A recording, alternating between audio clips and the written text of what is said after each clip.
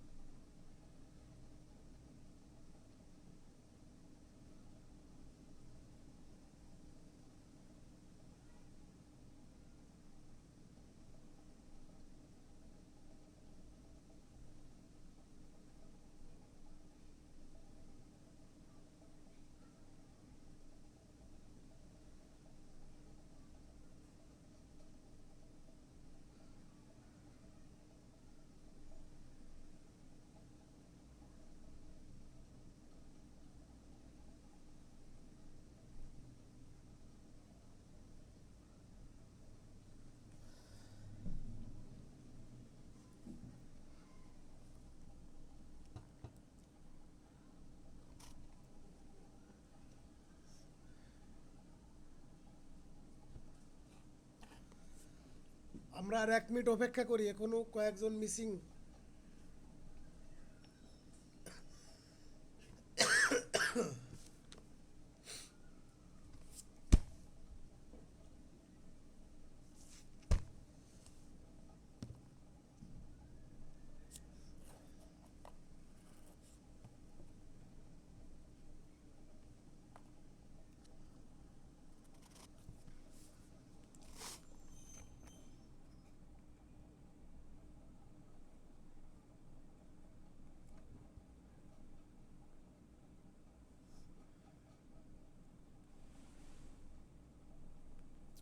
গ্রুপে একটু এসএমএস দেন তো কেউ,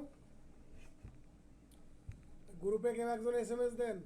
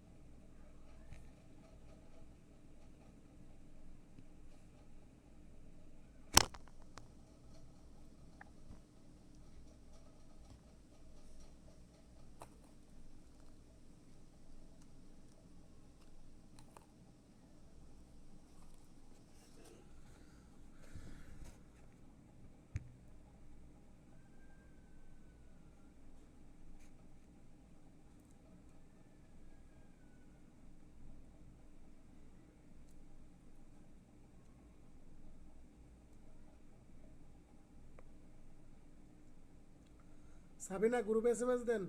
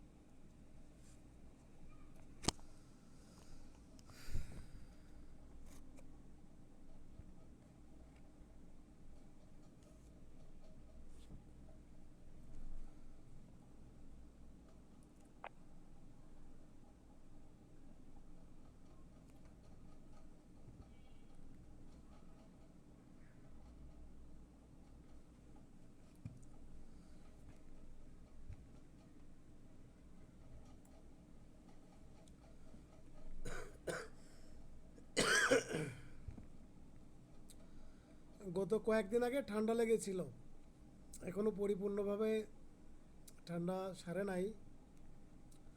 আশা করি ইনশাল্লাহ দ্রুত সুস্থ হয়ে যাব। আর আপনারা যখন অ্যাসাইনমেন্টগুলো লিখেন, ঠিক আছে, অ্যাসাইনমেন্টের খাতাগুলো একটু ভালো দিবেন, পেটে লিখবেন না।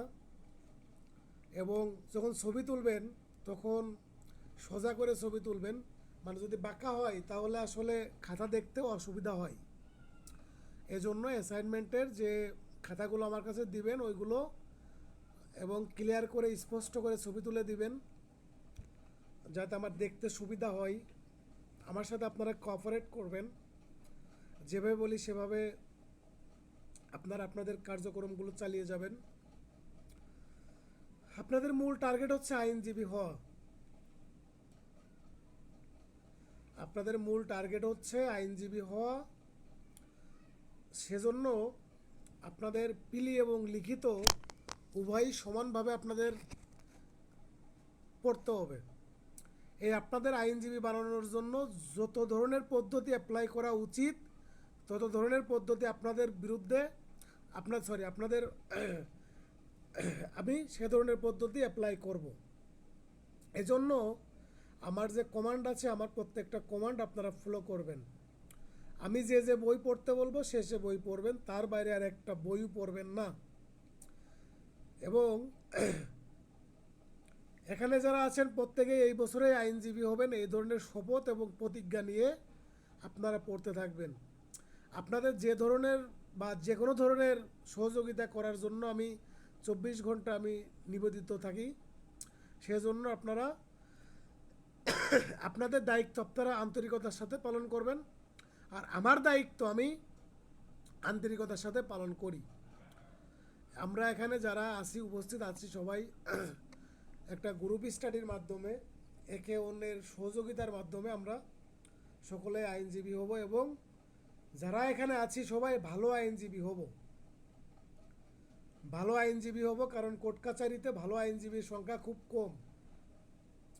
এজন্য আপনারা কোর্ট কাছারিতে যাবেন, কাজ বুঝবেন এবং মনের মধ্যে একটা প্রলুব্ধতা নিয়ে আসবেন যে আপনারা আইনজীবী হবেন, ভালো আইনজীবী হবেন, মানবিক আইনজীবী হবেন।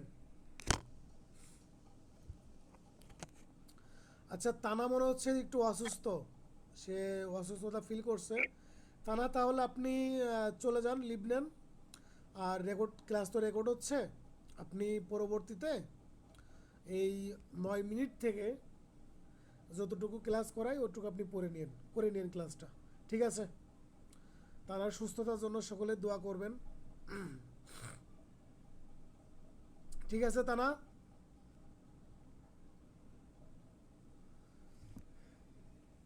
হ্যাঁ, আমি 141 ধারা পর্যন্ত পড়েছিলাম, আমি এবার 142 ধারা থেকে শুরু করব। 142 ধারাতে বলতেছে বেআইনি সমাবেশে যোগদান করা। যদি কোনো ব্যক্তি এই বেআইনি সমাবেশের উদ্দেশ্য জানা সত্ত্বেও ওই সমাবেশে উপস্থিত থাকে তাহলে সেই ব্যক্তি বেআইনি সমাবেশের সদস্য বলে গণ্য হইবে। এখানে আমি দুইটা জিনিস বললাম, একটা হচ্ছে ওই বেআইনি সমাবেশের উদ্দেশ্য জানা সত্ত্বেও বা উদ্দেশ্য জানার পরেও ওই বেআইনি সমাবেশে যদি উপস্থিত থাকে, ওই বেআইনি সমাবেশে যদি কোনো ব্যক্তি উপস্থিত থাকে তাহলে সেই ব্যক্তি বেআইনি সমাবেশের সদস্য বলে গণ্য হইবে। এখন ধরেন এই কমন ইন্টেনশনে প্রয়োজন ছিল কি? অংশগ্রহণ। আর এই বেআইনি সমাবেশে প্রয়োজন কি? উপস্থিতি। বেআইনি সমাবেশে প্রয়োজন উপস্থিতি। যদি কোনো ব্যক্তি ওই বেআইনি সমাবেশের উদ্দেশ্য জানা সত্ত্বেও ওই সমাবেশে আপনার উপস্থিত থাকে সেই ব্যক্তি বেআইনি সমাবেশের সদস্য বলে গণ্য হইবে। এখন কথা হচ্ছে যে সদস্য এটাকে আমরা ডিফারেন্স করতে যাব কেন? যাব এই কারণে, যদি কোনো ব্যক্তি বেআইনি সমাবেশের সদস্য হয় তাহলে তার শাস্তি আছে,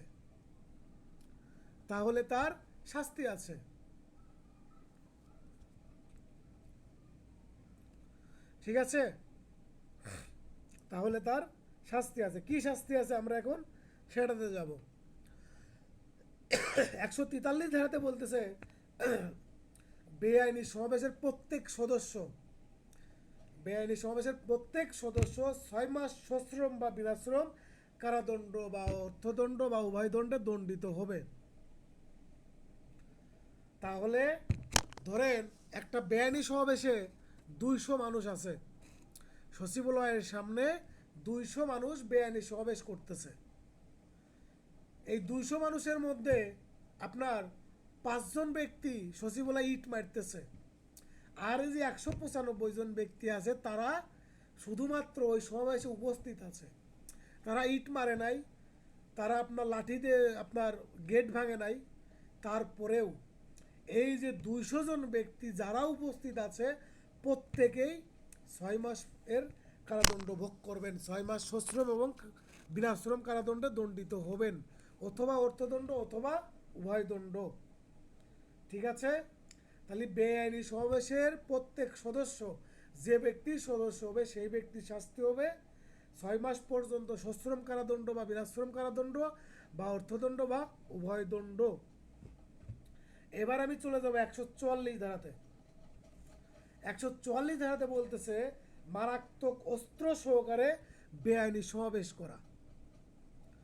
যদি কোনো ব্যক্তি মারাত্মক অস্ত্র সহকারে বেআইনি সমাবেশে আপনার যোগদান করে বা কোনো কার্যক্রম করে যেটা অপরাধ, তাহলে তাদের শাস্তি হবে কতদিন? 2 বছর পর্যন্ত সশ্রম বা বিনাশ্রম কারাদণ্ড বা অর্থদণ্ড বা উভয় দণ্ড। তাহলে আমরা এটা পাইলাম 144 ধারাতে। 144 ধারাতে বলতেছে মারাত্মক অস্ত্র সহকারে আপনার কি বেআইনি সমাবেশে অংশগ্রহণ করা। এবার চলে যাব 145 ধারাতে। 145 ধারাতে বলতেছে বেআইনি সমাবেশে ছত্রভঙ্গের আদেশ দেওয়ার পরেও যদি কোনো ব্যক্তি ওই সমাবেশে উপস্থিত থাকে, যদি কোনো ব্যক্তি বেআইনি সমাবেশের ছত্রভঙ্গের বা ওই স্থান ত্যাগ করার আদেশ দেয়, তারপরেও সে ত্যাগ না করে ওইখানে যদি অবস্থান করে, তাহলে তার শাস্তি হবে 2 বছর সশ্রম বা বিনাশ্রম কারাদণ্ড, উভয় দণ্ড বা অর্থদণ্ড। এবার আমি চলে যাব 146 ধারাতে। দাঙ্গা। দাঙ্গার ইংরেজিটা হচ্ছে রাউটিং। রাউটিং। এখন দেখেন, এই যে 5 বা ততোধিক ব্যক্তি এই বেআইনি সমাবেশে যখন বল প্রয়োগ করবে বা হিংস্রতা প্রয়োগ করবে, তখন সেটা হচ্ছে কি দাঙ্গা হিসাবে গণ্য হইবে।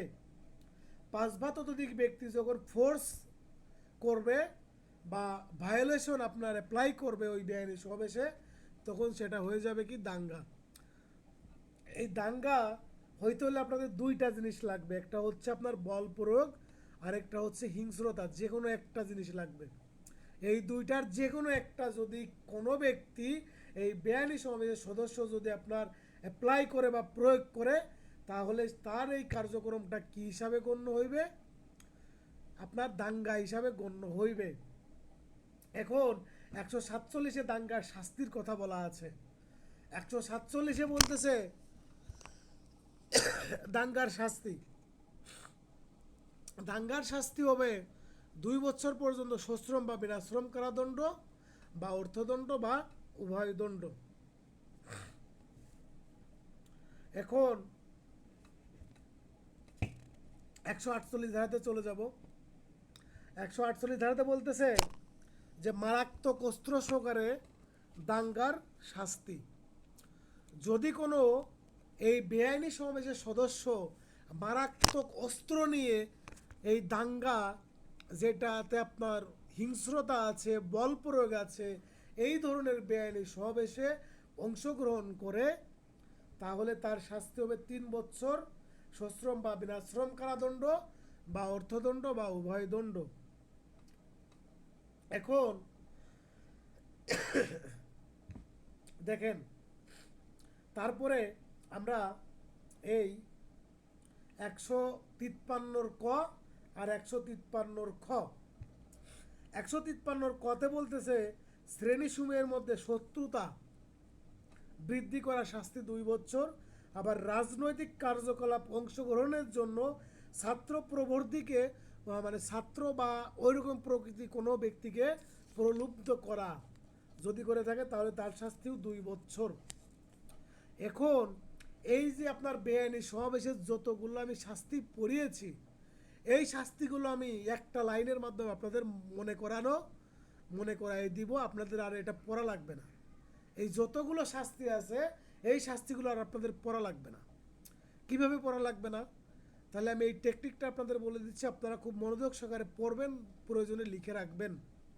এখন ধরেন এই বেআইনি সমাবেশের 143 ধারার শাস্তি আছে 6 মাস সশ্রম বা বিনাশ্রম কারাদণ্ড, আর 148-এ আছে আপনার মারাত্মক অস্ত্র সহ দাঙ্গা করা, এটা শাস্তি 3 বছর বিনাশ্রম বা সশ্রম কারাদণ্ড বা অর্থদণ্ড বা উভয় দণ্ড। এই যে 2টা ধারার শাস্তি আপনারা আলাদা করে শুধু মুখস্থ করবেন, আর এই বেআইনি সমাবেশের যত শাস্তি আছে সকল শাস্তি হচ্ছে আপনার 2 বছরের কারাদণ্ড, সশ্রম বা বিনাশ্রম বা অর্থদণ্ড বা উভয় দণ্ড।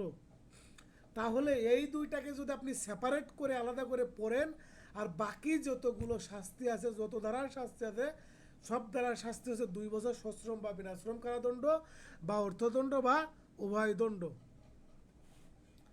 আশা করি বুঝতে পেরেছেন। এইটা আর আপনাদের পরবর্তীতে পড়া লাগবে না। ক্লিয়ার হয়েছেন? আপনারা কি ক্লিয়ার হয়েছেন?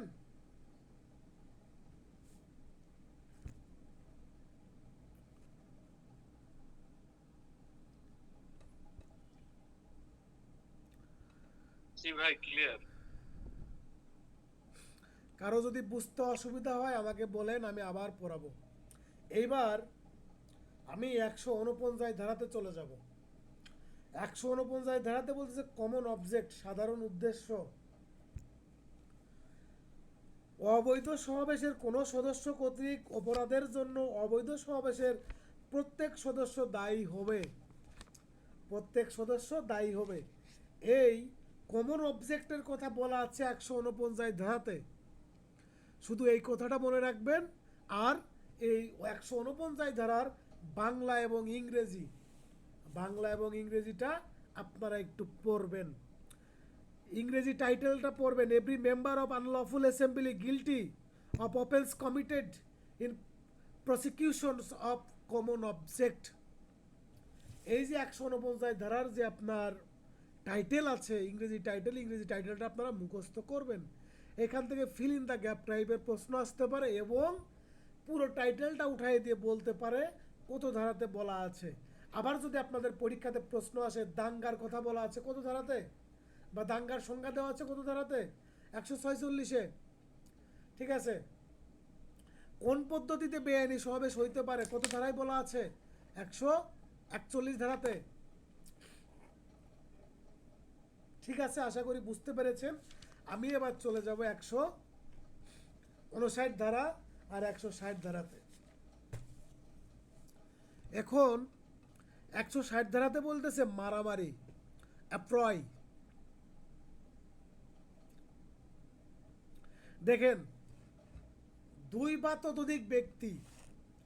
ততোধিক ব্যক্তি প্রকাশ্য স্থানে ঝগড়া বিবাদ করে গণশান্তি যদি নষ্ট করে তাহলে সেটাকে বলা হচ্ছে কি, মারামারি। এখানে কয়েকটা পয়েন্ট চলে আসছে। 1 নম্বর পয়েন্ট হচ্ছে যে 2 বা ততোধিক ব্যক্তি। আপনারা এমসিকিউগুলো বের করবেন কি করে? আপনারা যদি প্রশ্নকর্তা হইতেন, আপনারা যদি বার কাউন্সিলের মেম্বার হইতেন, আপনারা যদি একটা ধারা থেকে আপনাদের প্রশ্ন করার দায়িত্ব দিত, তাহলে আপনারা কোন ধরনের প্রশ্ন করতেন? পড়ার সময় এইটা একটু মাথায় রাখবেন। একটা ধারা থেকে কোন কোন প্রশ্নগুলো আপনার বের করে পড়তে হবে এইটা একটু মাথায় রাখবেন। কারণ একজন প্রশ্নকর্তা যখন প্রশ্ন করে তখন চতুর্দিকে চিন্তা ভাবনা করে প্রশ্ন করে, এবং সে চেষ্টা করে যে একদম কমন একটা ধারা থেকে আনকমন একটা প্রশ্ন বের করে নিয়ে আসার জন্য। সেজন্য আপনারা যদি কোনো ধারা পড়েন তখন আপনারা পড়ার সময় শুধু একটা জিনিস মনে রাখবেন যে আপনি যদি প্রশ্নকর্তা হইতেন তাহলে আপনার যে স্টুডেন্টগুলো ছিল তাদেরকে আপনি কোন ধরনের প্রশ্ন করতেন এই ধারা থেকে, এবং এই ধারা থেকে কোন কোন প্রশ্নটা করা যায় এবং কোন কোন প্রশ্নটা হইতে পারে।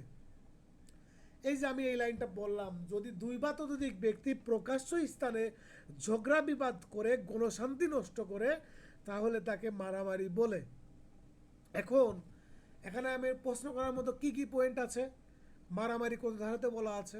মারামারির ইংরেজিটা কি? এখন মারামারি হইতে হলে কতজন ব্যক্তি প্রয়োজন? দুই বা ততোধিক ব্যক্তি, সর্বনিম্ন দুইজন। এখন আরেকটা হচ্ছে যে প্রকাশ্য স্থানে, প্রকাশ্য স্থান বলতে পাবলিক প্লেস বোঝাচ্ছে, নট প্রাইভেট প্লেস। প্রাইভেট প্লেসে কখনো মারামারি হইতে পারে না। আপনারা স্বামী স্ত্রী ঘরের মধ্যে আপনারা ঝগড়া বিবাদ করতেছেন, ইটস নট অ্যাপ্রয়। কিন্তু আপনারা স্বামী স্ত্রী যখন আপনারা ওই একটা বাস স্ট্যান্ডে, একটা রাস্তার মাঝে মারামারি করতেছেন, ঝগড়া করতেছেন, এটা হচ্ছে কি মারামারি। এটার জন্য আপনাদের শাস্তি আছে। তাহলে এই মারামারিটা হইতে হবে অবশ্যই পাবলিক প্লেসে, নট প্রাইভেট প্লেস। হ্যাঁ, তাহলে তিনটা প্রশ্ন পেয়ে গেলাম। একটা মারামারি কত ধারাতে বলা আছে, 2 নম্বরটা হচ্ছে মারামারি হইতে হলে কতজন সদস্য প্রয়োজন, আর 3 নম্বরটা হচ্ছে মারামারি হবে কোন জায়গা, পাবলিক প্লেস নাকি প্রাইভেট প্লেস। অবশ্যই হবে পাবলিক প্লেসে। এখন এই যে গণশান্তি নষ্ট করবে, তাহলে এখান থেকে মোট প্রশ্ন আসতে পারে 3টা প্রশ্ন।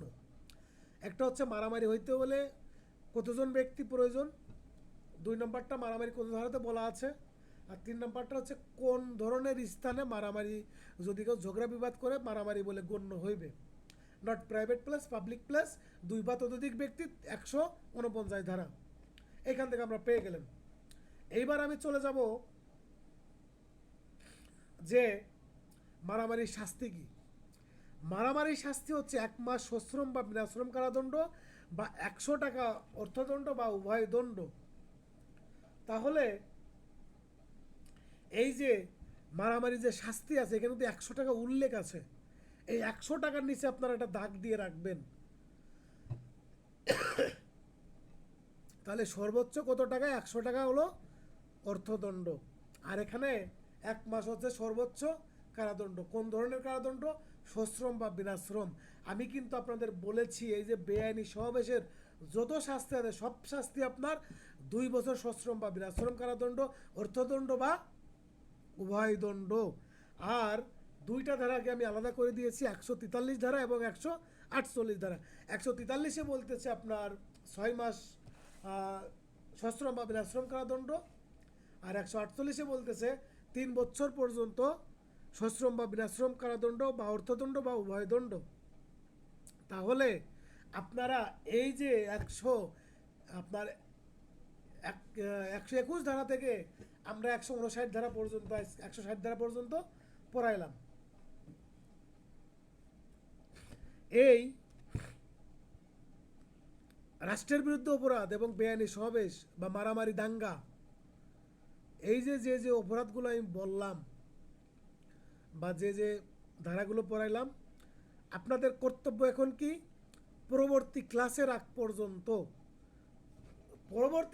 আগ পর্যন্ত এই ধারাগুলো আপনারা নতুন করে আবার নিজের মতো করে পড়বেন, এবং এরকমভাবে পড়বেন পরবর্তীতে যেন ওই ধারাগুলো আর আপনার পড়া না লাগে, এবং মুখস্থ করে ফেলবেন। যখন মুখস্থ করে ফেলবেন এবং এইটুকু যখন পড়বেন, তখন পরবর্তীতে আমি আবার পড়াবো। তখন এরকমের প্রত্যেকটা ক্লাসের পড়া যদি আপনি পরবর্তী 1-2 দিনের মধ্যে কমপ্লিট করে ফেলেন, একটা পর্যায়ে দেখবেন আপনার আর পড়ার কোনো কিছু নাই। আর আমি তো ধরেন যে 20টা 30টা বা 40টা ধারণা পড়ানোর পরে পরীক্ষা অবশ্যই নিচ্ছি। যখন আমি পরীক্ষা নিচ্ছি তখন কিন্তু আমার প্রত্যেকটা প্রশ্ন আমি ক্রিটিক্যাল করি এবং চিন্তা ভাবনা করে চেষ্টা করি যে আপনাদের আটকানোর জন্য, যেন আপনারা কম নাম্বার পান। এবং আমি প্রশ্ন করি বিজিএসকে কেন্দ্র করে, কারণ প্রশ্ন করে থাকে বিজিএস। সো বিজিএস আপনার কোন ধরনের প্রশ্ন করতে পারে আমাদের ফোকাস দিতে হবে সেভাবে। বিজিএস কিন্তু আপনার অনেক ক্রিটিক্যাল প্রশ্ন করতে পারে, যেটা 2023 সালে করেছিল। 2023 সালের এমসিকিউর প্রশ্নটা আপনারা একটু টাচ করে দেখবেন, পড়ে দেখবেন। আর 2025 সালের প্রশ্নটা একটু দেখবেন। 2025 সালে কিন্তু বিজিএস আপনার কঠিন প্রশ্ন করতে পারতো, কিন্তু করে নাই। কেন করে নাই? এই যে শিক্ষানবিশ বা অন্যান্য যারা আছেন তারা আপনার অনেকগুলো আন্দোলন করেছে, আন্দোলনের চাপে এই ধরনের প্রশ্ন করে নাই। কিন্তু এক বছরে যখন দুইটা বার কাউন্সিলের পরীক্ষা নিচ্ছে, তখন কিন্তু এই বার কাউন্সিলের এই বিজিএস কমিশন যখন প্রশ্ন করবে, এখন এই বার্ডেনটা, এই আন্দোলনে কিন্তু তাদেরকে প্রশ্ন করানোর থেকে আটকানো যাবে না, তাদের ক্রিটিক্যাল প্রশ্ন করানো থেকে আটকানো যাবে না, কারণ তারা এক বছরে দুইটা পরীক্ষা নিচ্ছে। এবং তাদের এই বার কাউন্সিলের মূল টার্গেটটা হচ্ছে যারা আইন জানে, যারা আইন বোঝে, তাদেরকে আইনজীবী বানানো। এখন এই টার্গেট যদি ফুলফিল করতে হয়, তাহলে প্রশ্ন ক্রিটিক্যাল করতে হবে, প্রশ্ন কঠিন করতে হবে। এখন যদি আপনাদের যদি আইনজীবী হইতে হয়, তাহলে আপনাদের অবশ্যই কি করতে হবে, নিজের যোগ্যতা অর্জন করতে হবে। আর এই নিজের যোগ্যতা অর্জন করে আপনাদের বার কাউন্সিলের পরীক্ষা দিতে হবে। এখন আপনাদের আমি এই যে 3 মাস আছে, এই 3 মাসে আপনাদের এই মূল পরীক্ষার আগে আপনাদের যোগ্য করে তারপরে আমি পাঠাবো, যোগ্য করে তারপরে পাঠাবো। আপনার আমার যতগুলো স্টুডেন্ট আছে, আশা করি একজন স্টুডেন্টও ফেল করবেন না, যদি আমি যেভাবে পড়াই আমার পড়াটা অনুসরণ করেন এবং আমার গাইডলাইন ফলো করেন। একজন স্টুডেন্ট যদি ফেল করে, তার দায়ভার আমি নিব, কিন্তু কন্ডিশন হচ্ছে যে আমার গাইডলাইন ফলো করা লাগবে, আমার প্রত্যেকটা ক্লাস করা লাগবে, আমার প্রত্যেকটা পরীক্ষা দেওয়া লাগবে। আমি যে প্রশ্নগুলো করে থাকি, যদি কোনো স্টুডেন্ট এই সকল প্রশ্নগুলো সংগ্রহ করে রাখে, তাহলে বার কাউন্সিলে এই হুবহু আমার প্রশ্ন থেকেই দেখবেন যে মিনিমাম 65+ প্রশ্ন কমন আসছে। গতবারও 73+, শুধুমাত্র আমার যে প্রশ্ন করেছিলাম সেখান থেকে কমন আসছে। একদম প্রত্যেকটা প্রশ্ন A to Z আমি দেখাই দিতে পারবো, যদি কারোর দরকার হয়। যদি কেউ মনে করেন যে আপনি এটার প্রমাণ দেন, আমি এই প্রশ্নগুলো দিয়ে দিব, আপনি প্রত্যেকটা প্রশ্ন মিলাই দেখবেন।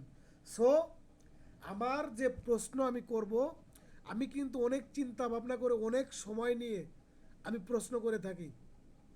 সেক্ষেত্রে আমার প্রশ্নে যদি আপনারা 50% মার্কও পেয়ে থাকেন, তাহলে আপনারা আশা রাখতে পারেন যে আপনারা বার কাউন্সিলে বিলিতে পাস করবেন। কেউ যদি 70 মার্ক মতো পান, তাহলে আপনারা মনে করবেন যে ইনশাল্লাহ আপনারা সেফ জোনে আছেন। সেজন্য বলছি যে আপনারা এখানে যতজন আছেন, চেষ্টা করবেন যে সঠিক পদ্ধতিতে, সঠিক ওয়েতে প্রস্তুতি নেওয়ার জন্য। আমার ঠান্ডা লেগেছে, আমি আসলে মানে মন খুলে সেভাবে কথাও বলতে পারছি না, আবার গলাটাও মানে আসলে হয়ে আছে। যাই হোক, আশা করি সকলেই এখানে যারা আছেন আইনজীবী হবেন, আমার জন্য দোয়া রাখবেন। আপনারা যারা আছেন সকলের জন্য শুভকামনা। আমি আজকে 160 ধারা পর্যন্তই পড়াবো। পরবর্তী ক্লাসে আমি 299 ধারা পর্যন্ত পড়াবো। তবে পরবর্তী ক্লাসের আগে আমি আপনাদের একটা পরীক্ষা নিব। আমি এই যে 76 ধারা থেকে পড়াইলাম না, এই 76 ধারা থেকে আপনার 120 ধারা পর্যন্ত, অথবা 120 ধারার আগ পর্যন্ত আমি পরীক্ষা নিব। আপনারা পরীক্ষার শিডিউলটা আমি দিয়ে দিব, এবং কোন কোন ধারা এর মধ্যে থেকে পড়তে হবে এটা কিন্তু আমি অলরেডি গ্রুপে দিয়ে দিয়েছি, যে গুরুত্বপূর্ণ ধারাগুলো। আপনারা যখন আমি একটা জিনিস দিই, তখন সেটা আপনারা একটু নোট করে রাখবেন, আপনাদের খাতা রাখবেন নোট করার জন্য। আর আমার গ্রুপের প্রত্যেকটা SMS আপনারা মনোযোগ সহকারে পড়বেন। আমার গ্রুপের একটা SMSও কেউ আপনার এই উল্টাপাল্টা SMS কেউ করে না।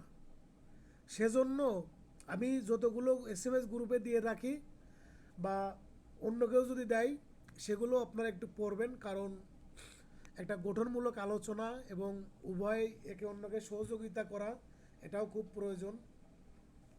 তো সেক্ষেত্রে আপনাদের সাথে আমার যে একটা ফ্রেন্ডলি একটা সম্পর্ক তৈরি হচ্ছে বা হয়েছে, এটা বজায় থাকুক।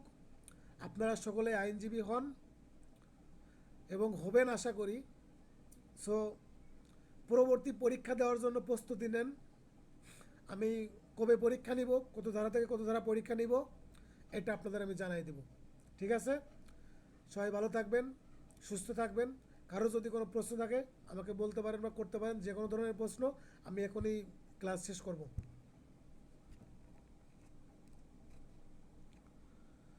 কেউ কিছু আছেন, কেউ কি কিছু বলবেন?